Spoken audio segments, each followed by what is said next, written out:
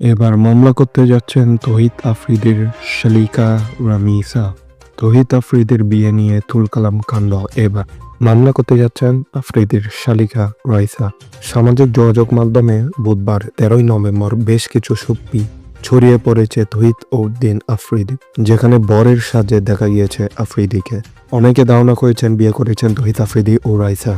তবে বিভিন্ন গণমাধ্যমে বিয়ের যে ছবি খবর হিসেবে ছড়িয়ে পড়েছে, সেখানে পাত্রী রাইসা ছিলেন না বলে জানিয়েছে।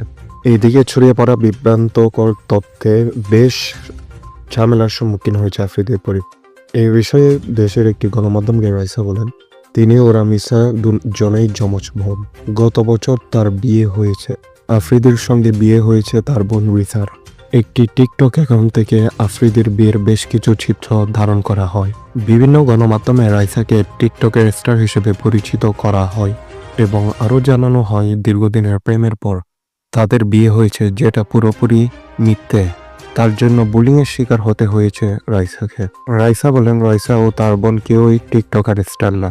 আমাকে টিকটকে দেখেছে এমন কোনো মানুষও আপনি খুঁজে পাবেন। তবে হ্যাঁ, আমি ব্র্যান্ড প্রমোট করি, কিন্তু 2023 সালে বিয়ে ও মা হওয়ার পর সামাজিক যোগাযোগ মাধ্যমে আমি সক্রিয় ছিলাম না। আমার পরিবার, স্বামীর পরিবারের একটি ভালো পরিচিতি আছে। এরপরেও এমন বোলিং কাম্য নয়। যেসব সামাজিক মাধ্যম থেকে এসব করা হয়েছে সেগুলোর বিরুদ্ধে আইনগত ব্যবস্থার কথা মাথায় রাখছেন বলে রাইসা জানা। তার মধ্যে দেখা দিয়েছে পরিবারের কিছু ঘনিষ্ঠ ব্যক্তির উপস্থিতিতে কাবিন হই। আমরা চাচ্ছিলাম আনুষ্ঠানিক ঘোষণার পর সব সামনে আসুক, কিন্তু একটি অ্যাকাউন্ট থেকে বিয়ের বিভিন্ন মুহূর্ত সামনে এসেছে। এরপরে অনেকে ভুল তথ্য দিয়ে সেগুলোকে ভাইরাল করেছেন। আমরা সেগুলো চিহ্নিত করার চেষ্টা করছি। প্রয়োজনে আইনি ব্যবস্থা নেওয়া হবে।